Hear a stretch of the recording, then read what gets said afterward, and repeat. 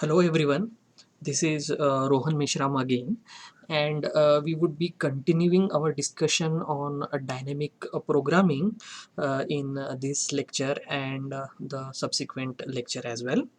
So this lecture we are going to focus our discussion on the Needleman and Wunsch algorithm, and it is very important for you to understand that this Needleman and Wunsch algorithm is implemented to find out global alignment between two proteins. Okay, all in all, what I wish to explain is that if you want to perform global alignment of two protein, then you are supposed to use this Needleman and Wunsch algorithm in dynamic programming.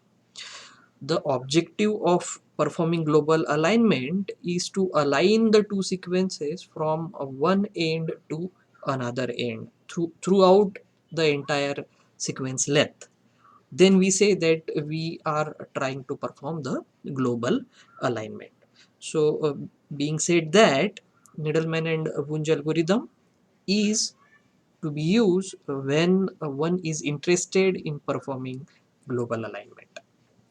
Okay, so now let us try to recall what is that we have learned so far from the previous lecture about this dynamic programming concept.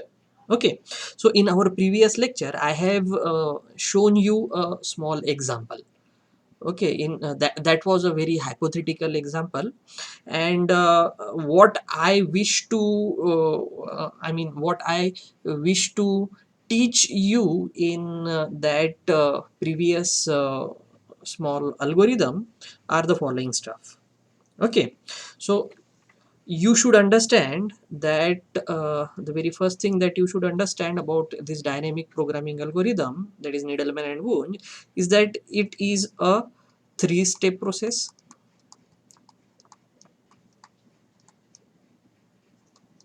Okay, that is, it involves creation of comparison matrix, then we have to create the transformation matrix, and then we have to trace back the so created transformation matrix.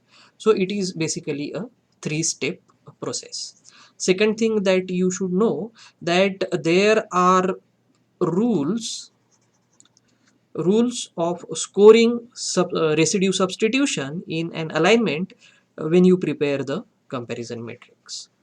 Okay, so there are rules of scoring. Some rules are needed to be followed when you try to score the residue substitution that can happen in an alignment when you create that comparison matrix.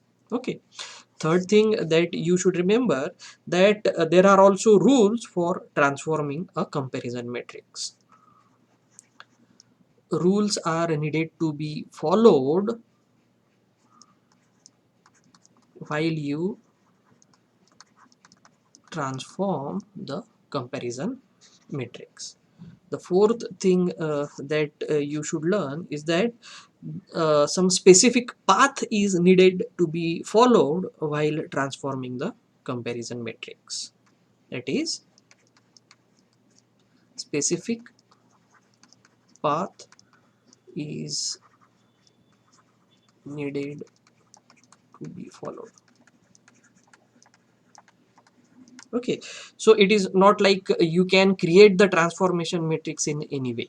Okay, a specific path is needed to be followed in order to populate your transformation matrix. Fifth concept that you should understand is that once you prepare your transformation matrix, you are entitled to give gaps in the subsequent trace back stage. Okay, so gaps are be placed while trace back stage. Okay, and final most important concept that you might learn is all about the gap penalties. Okay, so now if you place gap in this traceback stage, then you are supposed to subtract the gap penalties from the total score that you have calculated. Okay,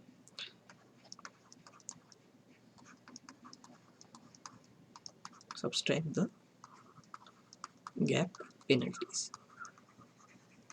So if these are the things that you remember or you understand from the previous example, that was the basic objective for you to appreciate that when we perform global alignment using dynamic programming, all these things are needed to be done. That was the only objective of designing that small Needleman and Wunsch decoy algorithm that we have discussed in our previous lecture. Okay, so next important thing that you should recall is that what is it that it is expected from dynamic programming algorithm that would give it an upper hand on the previously proposed dot matrix method. Okay, so what is expected from our dynamic programming algorithm for to be exactly? Okay, so the very first expectation was that all possible combination of residue alignment should have to be considered. Okay, that is all possible combination of residue alignment should have been considered. Second thing is that you should consider all possible matches and mismatches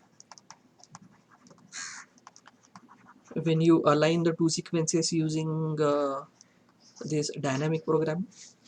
You would have to optimally place insertions and deletions. Okay, so you should be able to place insertion and deletion at optimal position in your algorithm. Okay, and fourth thing that is expected is that somehow your dynamic programming algorithm should be able to identify the optimal alignment from the number of putative other alignments that are possible. Okay, so these are things that your dynamic programming algorithm should do, and in this lecture and subsequent lecture we would see how dynamic programming algorithm takes care of all these expectations. Okay, and we are going to implement all of these rules when we try to align these sequences. Okay, so let us begin our discussion. As I have told you already that this Needleman and Wunsch algorithm can be described in three steps. First, you need to generate this comparison matrix.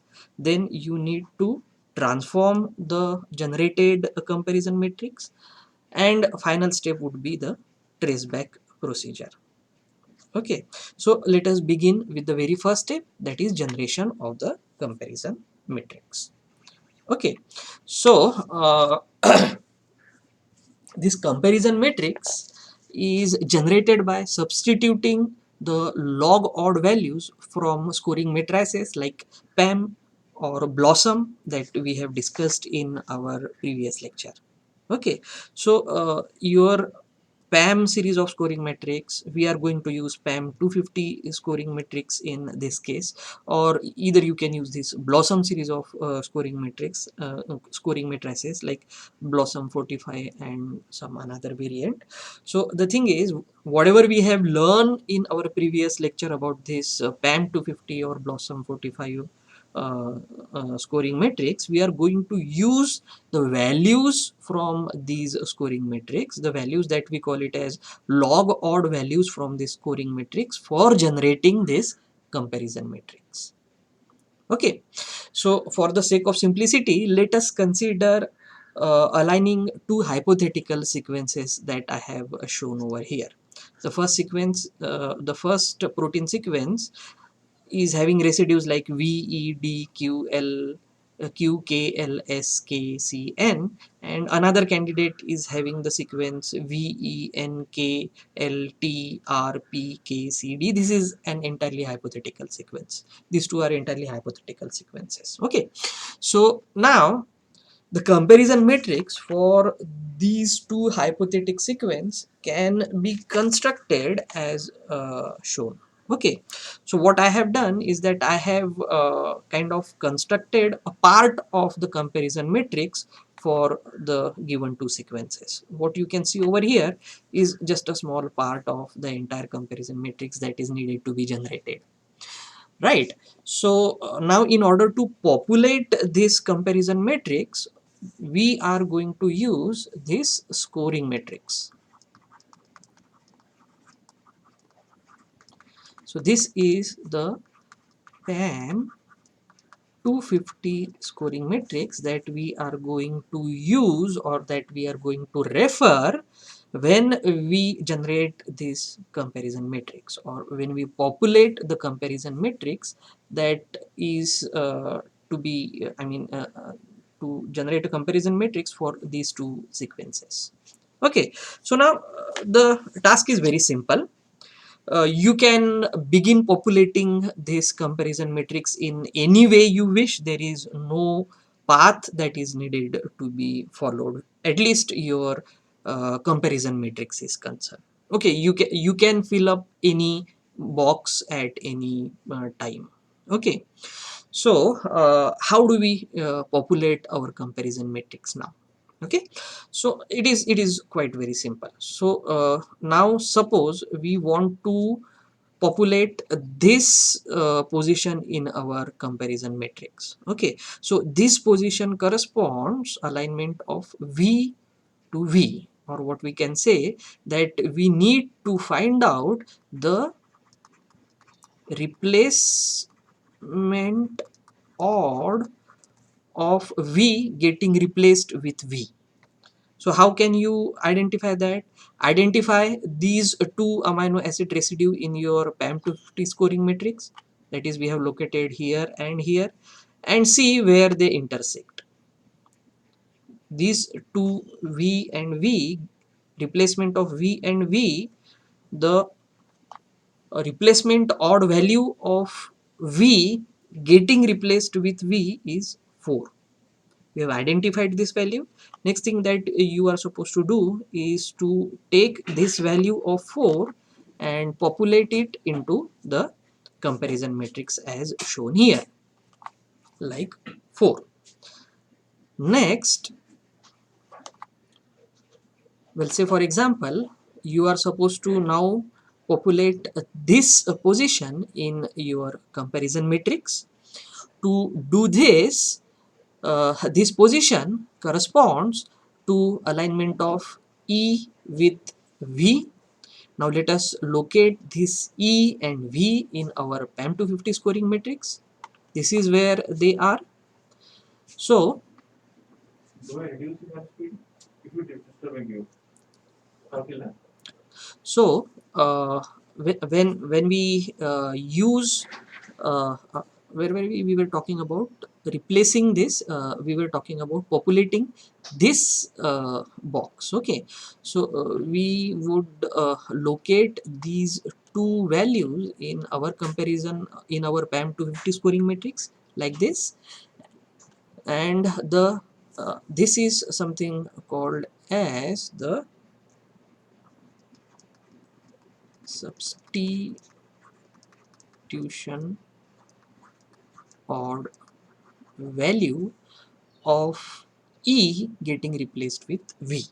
The corresponding substitution log odd value is -2, and we would populate the value of -2 into our comparison matrix over here.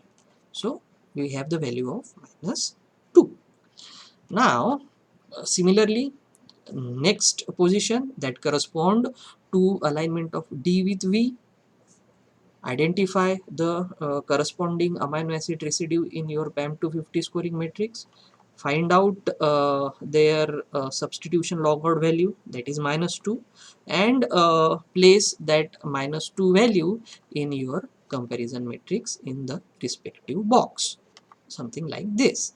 In this way you can proceed for creating the entire comparison matrix. So this is the procedure that you need to follow when you create your comparison matrix. So this is how your entire comparison matrix would look like when you populate it in its entirety. Okay, so now let us try to figure out some answer, like why is that we prepare this comparison matrix. Okay, so the answer is that this comparison matrix represent the fact that we have considered all possible combination of residue pair alignment and we have scored them as well. Okay, since this was the basic expectation from this dynamic programming algorithm, that all possible combination of residue alignment should have been considered. So this comparison matrix correspond that we have considered all the possibility of comparing residue from one sequence to each and every residue in another sequence. So we have kind of we have kind of left no stone unturned. That is what it means. Okay, so once you create this comparison matrix, now let us move on to our next step. Step 2 in our dynamic programming algorithm was to transform the so created comparison matrix. Now as I have already mentioned that there is a path that is needed to be followed. Okay, so this is how things would happen. First, you would start transforming from the C terminus of the two sequences. This box correspond to the C terminus of sequence 1 as well as the C terminus of sequence 2. So the path that is needed to be followed would begin from the C terminus. So you would first transform the C terminus position of your transformation matrix. Okay, then you would transfer the first column, then you would transform the first row, move diagonally, transform second column, transform second row, again move diagonally, transform third column, transform third row, again move diagonally, transform fourth column, transform fourth row, again move diagonally, transform next column, transform next row, and in this way you reach to the end terminus. Okay, so this is the path that is needed to be followed when we follow this, or when we create this transformation matrix.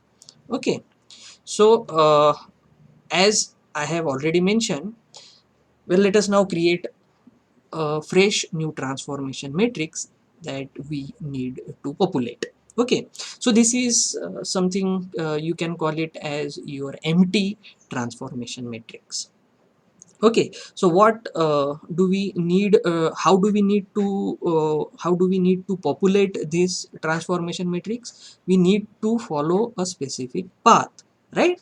We would begin transformation starting from the C terminus and we would go on transforming till we reach our end terminus. We would begin transforming on the C terminus and we would follow that path and reach the end terminus. So that is what it means, right?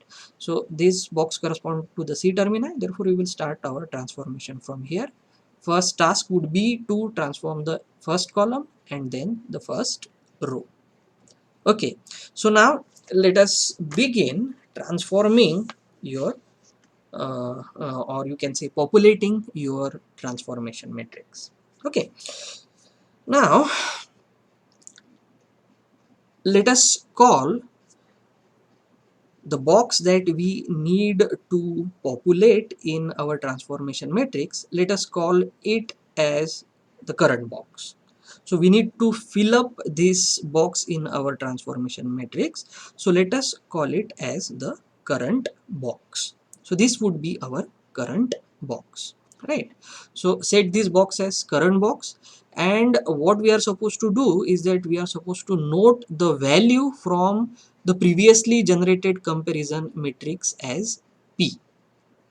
Okay, so what we need to do is that we need to consider, you need to refer this box in your comparison matrix, and whatever is the value of this box in your comparison matrix, that is to be considered as P.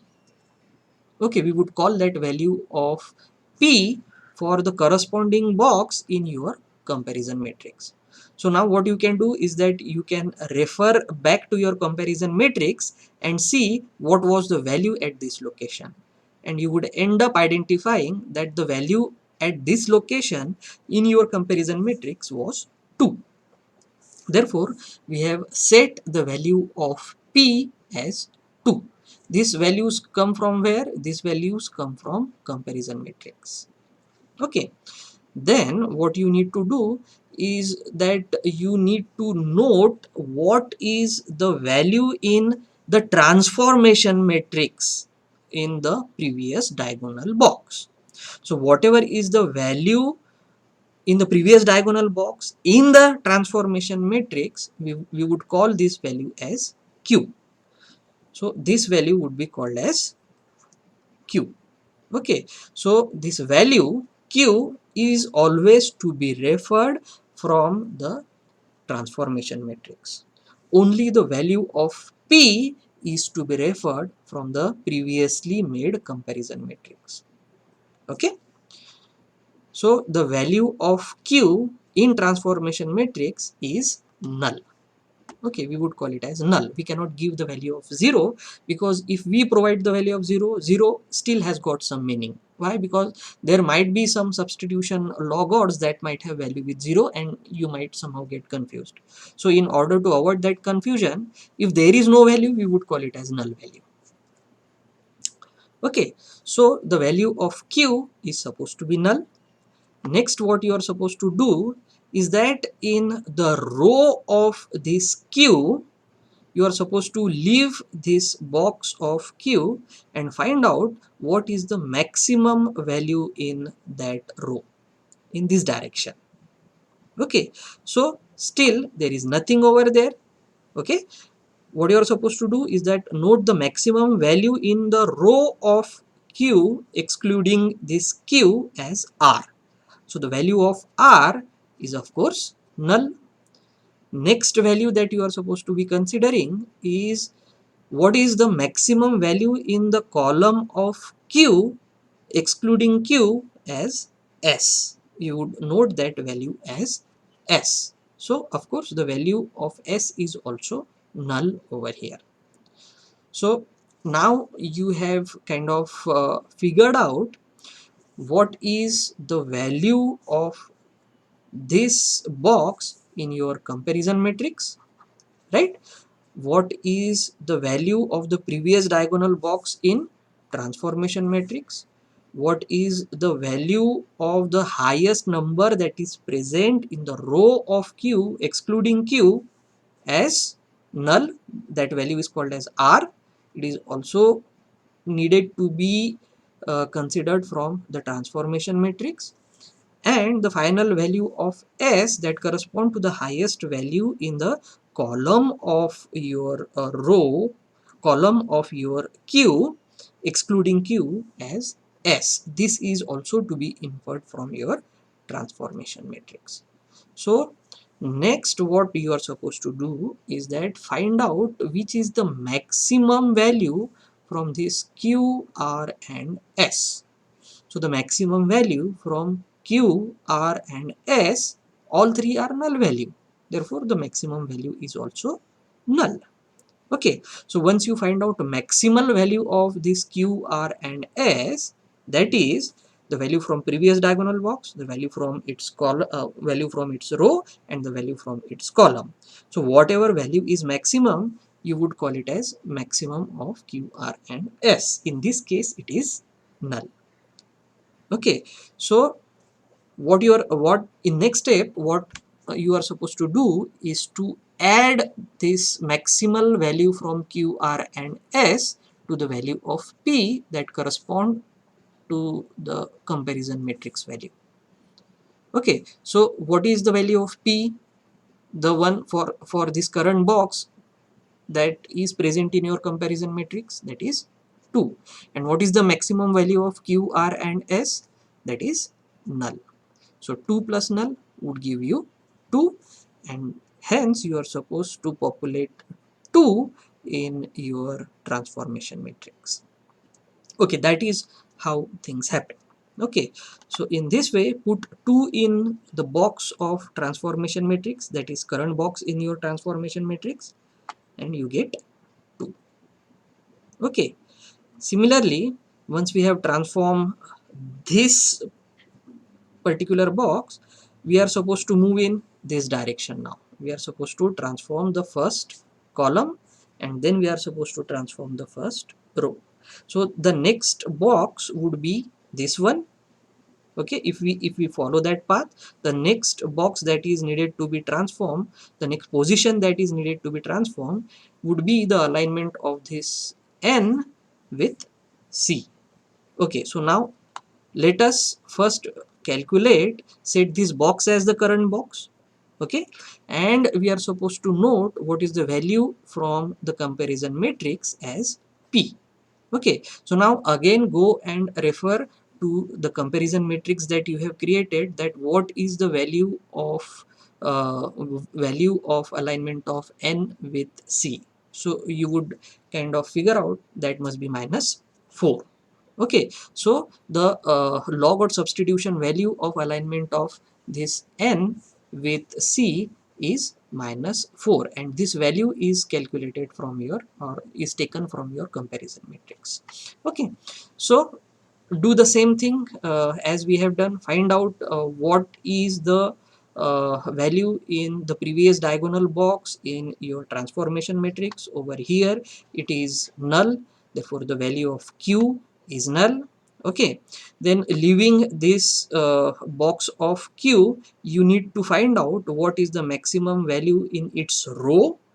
Of course, this value is also null, therefore the value of R would be null. And you need to find out what is the maximum value in the column of this Q, excluding Q, as S. The value of S is also null. Next thing that you are supposed to do is to find out what is the maximum value from this Q, R and S.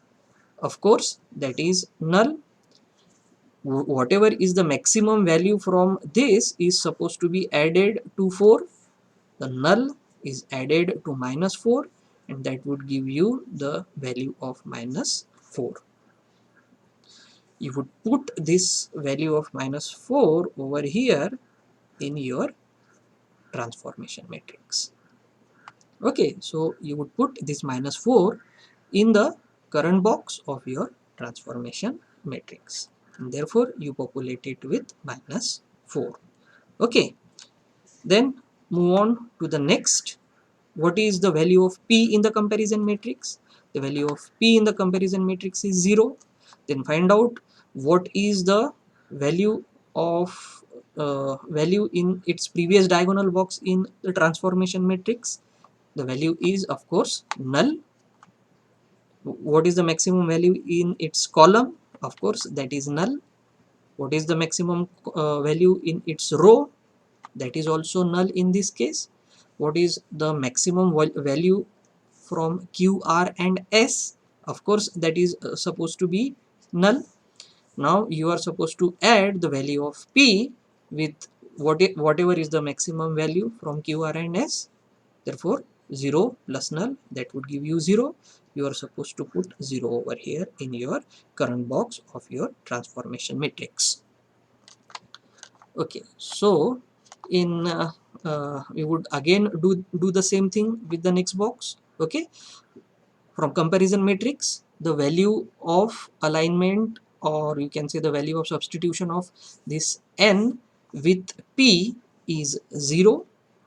The previous diagonal box value, note it as q, it is also null. The value of row, note it as r, it would also be null. The value of s, it would also be null. Okay, so what is the maximum value from this q, r and s? Of course null. You need to add this maximum of q, r, s with the value of p, that is 0 plus null, that would give you 0.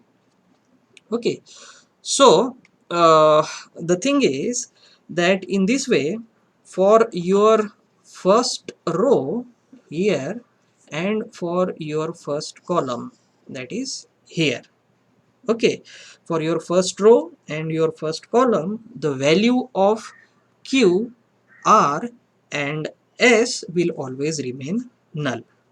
Therefore only the value of p, that is the one from comparison matrix, will be carried forward in the transformation matrix.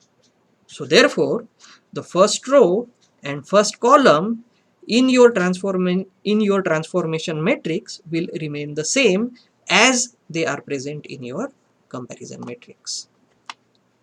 Okay, so that is why the value in your transformation matrix, the value of first column and first row in your transformation matrix are similar or are exactly the same as they are present in your comparison matrix.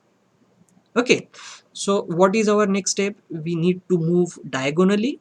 We need to first transform this position, then transform the entire column, and then transform the entire row. So this is what we are going to proceed.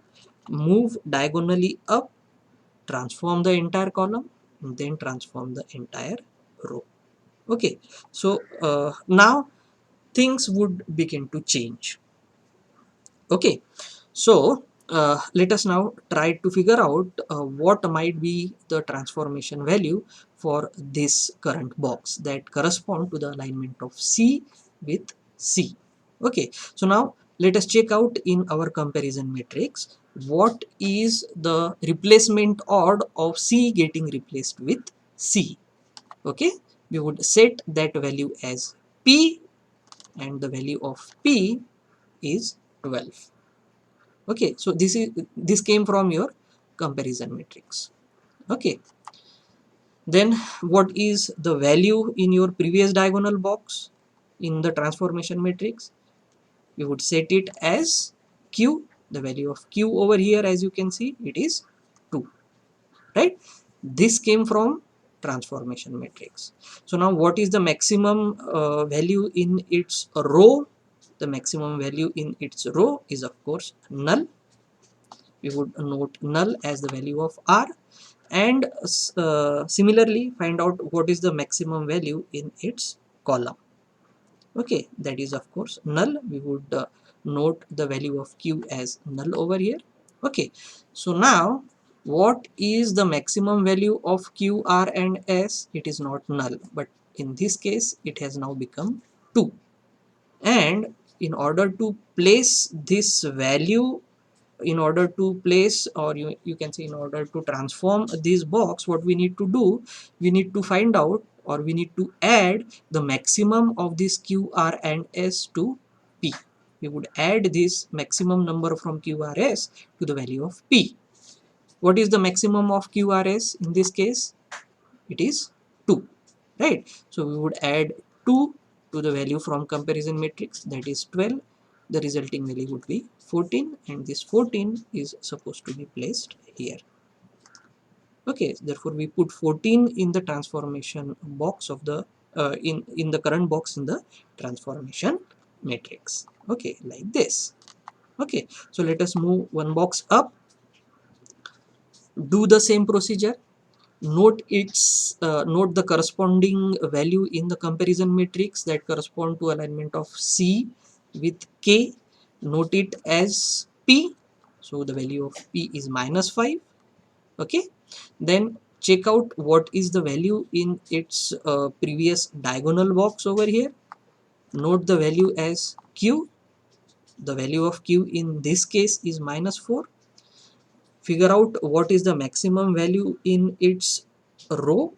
Of course, the maximum value in its row is null. And what is the maximum value in its column? So in this case, the maximum value would be 2. So the value of S would be 2. So now, which is the biggest value from this Q, R and S? The biggest value is 2. Therefore, we need to add this 2 with -5, and whatever would be the result, you are supposed to put that value in your transformation matrix over here. Okay, so as I have said, maximum of Q, R and S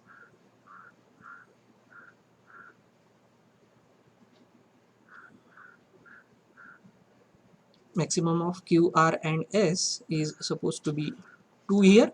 Okay, and -5 plus 2 would give you -3. Therefore, we would put -3 over here. Okay, so in this way, we would kind of uh, proceed with the same thing. Find out the value of P, find out the value of previous diagonal box, Q, that is 0, find out what is the maximum value in this box, that is null, what is the maximum value in this particular column, that is 2. Okay, find out the maximum of Q, R and S. Okay, maximum of Q, R, S is again 2. Add 2 to -3, the resulting value would be -1. This -1 is supposed to be placed over here. Okay, here we go. Okay, similarly, we would transform the entire column of this C like this. Okay, here we go. Then we would transform the entire row of your C. Okay, how would we do that? Again, follow the same step. Note the value of this particular position in your comparison matrix as P. The value would be -5. Note the value in your previous diagonal box as Q.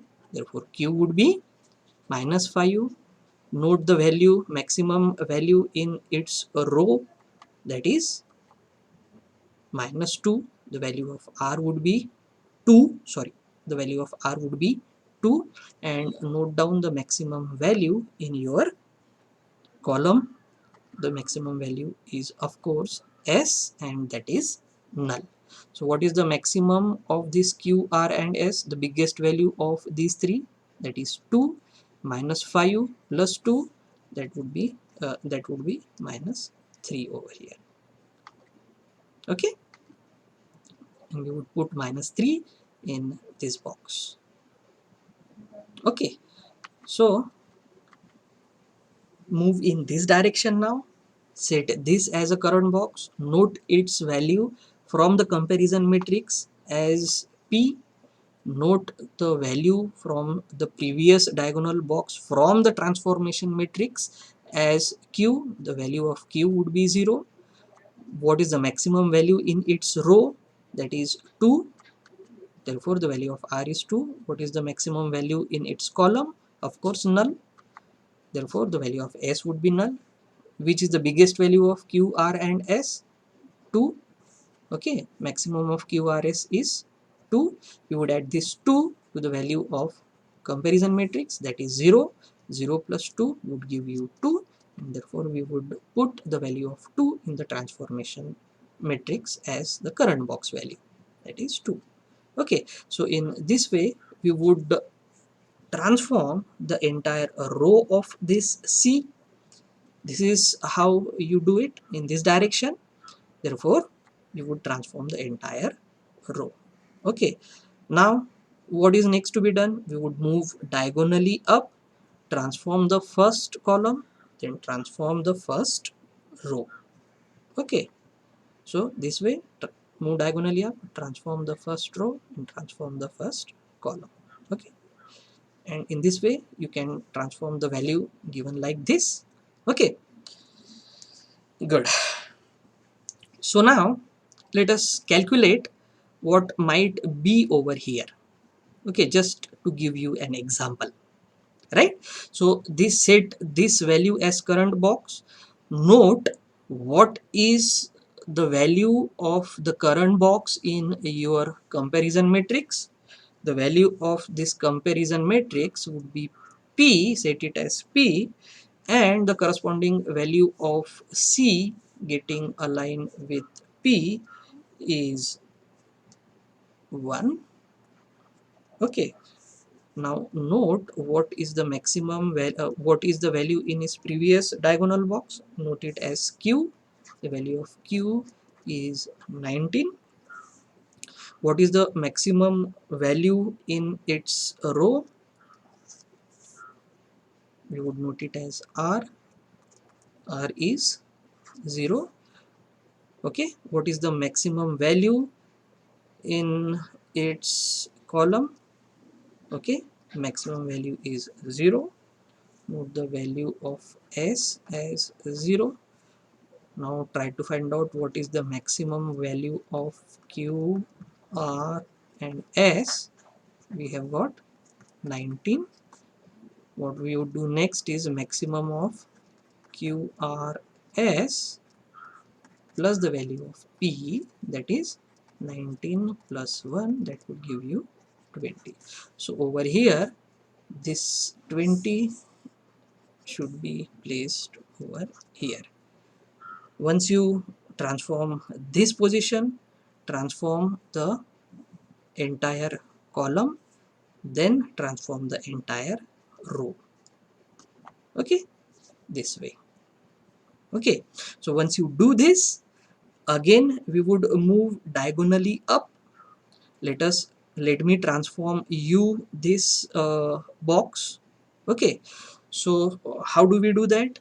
We need to find out what is the value in the comparison matrix that correspond to the alignment of L with R.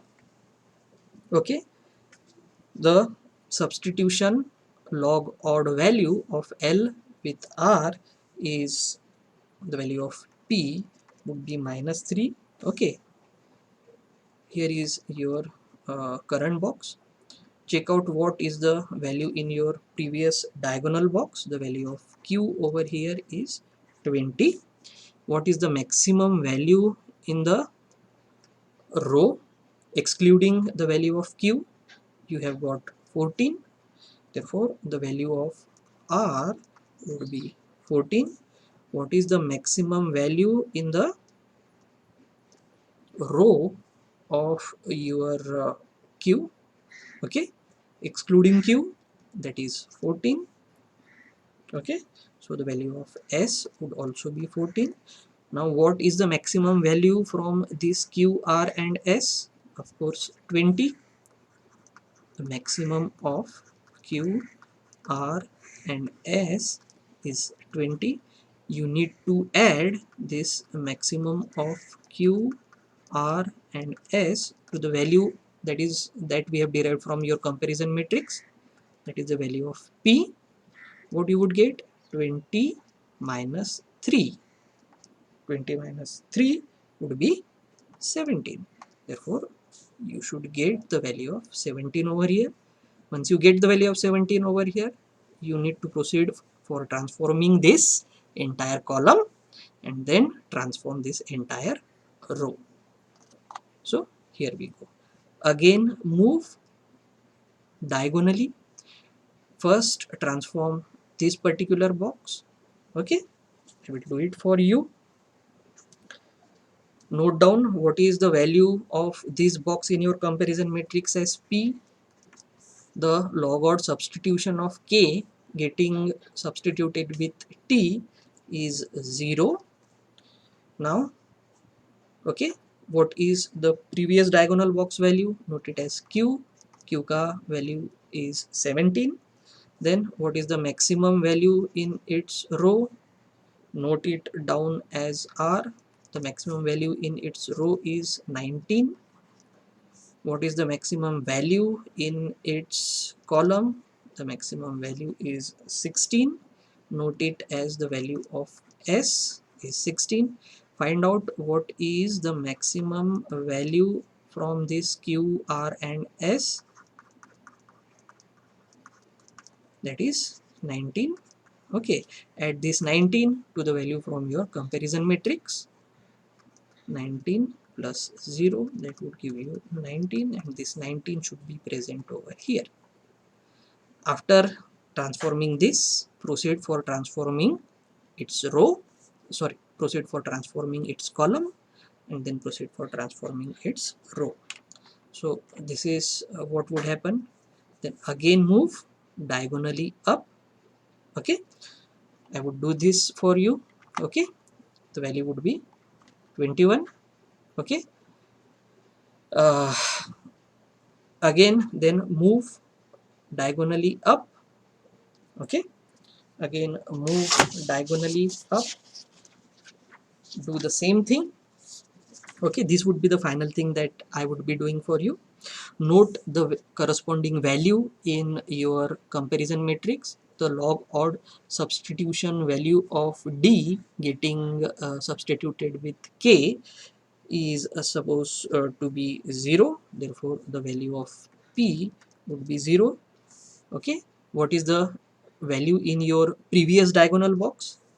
Diagonal box, the value of Q would be 21. Okay, 21. What is the maximum value in its entire row? 26. Note this value as R. R is 26. Similarly, what is the maximum value in the entire column? The maximum value is of course 22. Note this S as 22. Find out what is the maximum value from the three Q, R and S. It is 26. Add 26 to the value from the comparison matrix. 26 plus 0, there should be 26. Then transform the entire column, then transform the entire row. You would get something like this.